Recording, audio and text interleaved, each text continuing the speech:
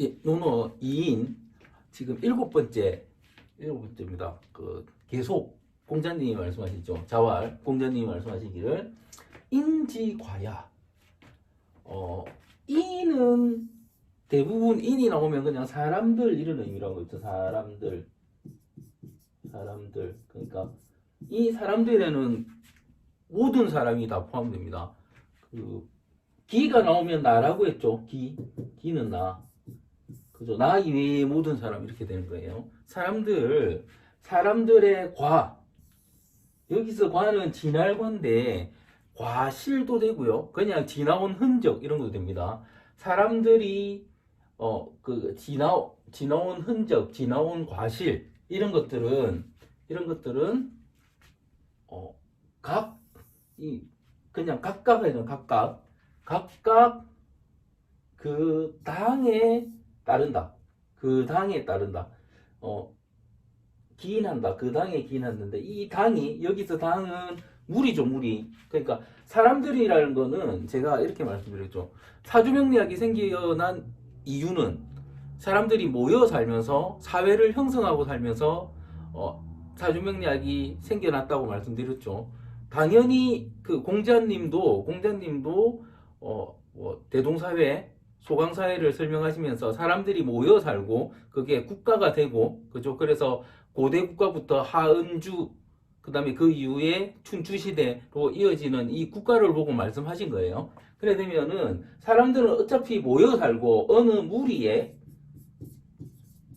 속하게 되죠. 그러니까 그 사람들이 어떤 무리에 기인한다. 각각의 무리. 그 사람들이 어떤 무리하고 어울렸는지, 어떤 무리에 속해 있었는지, 거기에 따라 다르다. 해석하면 사람의 잘못은 그 각각의 무리에 따라 다른데, 그러니까 잘못이 아니고 그냥 사람의 과정이라고 할 수도 있고 사람의 과거라고 할 수 있는데 여기서는 그냥 공자님 말씀은 그냥 어떤 사람이 잘못했으면 그 사람이 잘못한 거는 그 사람이 속한 무리에 따라 다르다 이렇게 말씀하시고 관은 볼관이죠.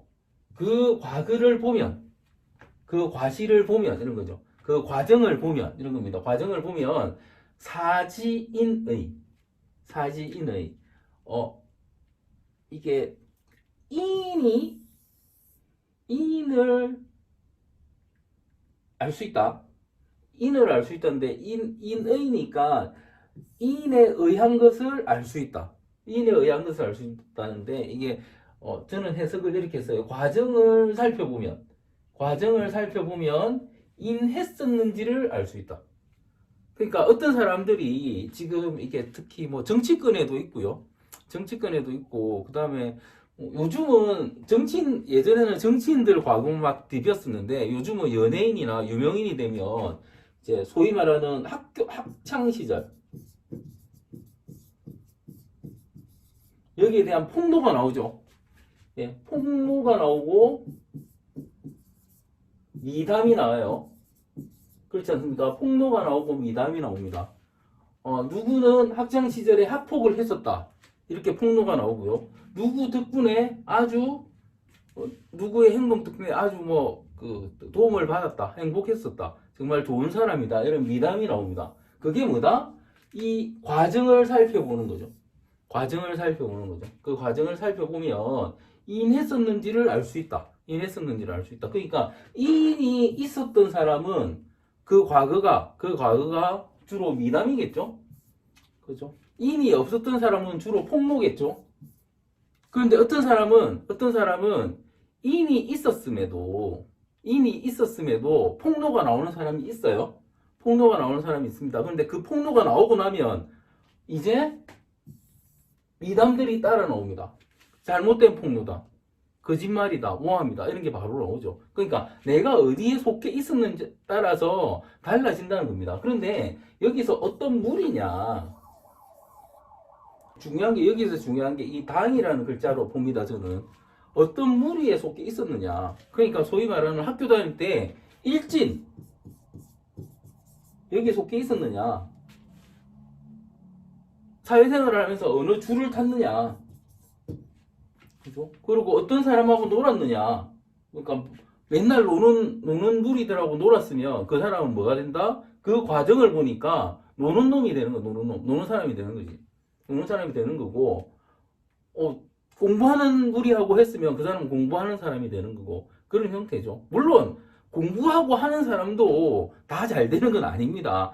그러니까 판사들 중에는 보면은 우리 법 연구회인가? 거기에서 제대로 된 법을 연구하고 잘못된 거를 바로잡자는 사람들이 나중에 이제 정권에 따라서 오히려 그걸로 인해 가지고 적합하지 않다고 너무 진보적인 성향이 있다 이래 가지고 승진이 안 되는 케이스도 있으니까, 그러니까 무조건 어느 편에 속해야 된다는 건 아니에요. 무조건 어느 편에 속해야 된다는 건 아니지만 잘 되려면. 그런데 당연히 제 입장에서는 그러니까 제가 생각하기에는 그런 분들이 더 낫다고 보죠. 왜냐하면은 미래를 바라보고 나가는 형태가 주로 진보고 자기 것만 지키고 가만히 있는 형태가 주로 보수기 때문에 보수보다는 진보가 낫다고 끊임없이 공자님이 말씀하시고 있기 때문에, 그렇죠?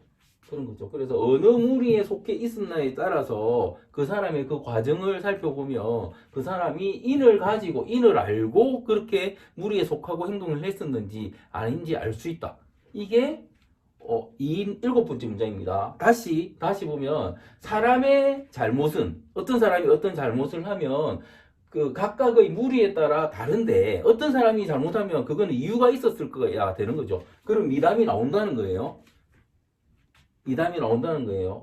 그러니까 그 사람이 제대로 된 무리에 속해 있었는데도 불구하고 그런 나쁜 짓이나 욕먹을 짓이나 그런 행동이 밝혀진다면 그 무리에 따라서 그게 다 나쁜 게 아니고 할 수 없었을 수도 있으니까 그 사람이 인을 가지고 있었으면 할 수 없이 그걸 한 이유가 있다는 거예요. 그러니까 이 부분도 계속 나오는 부분입니다.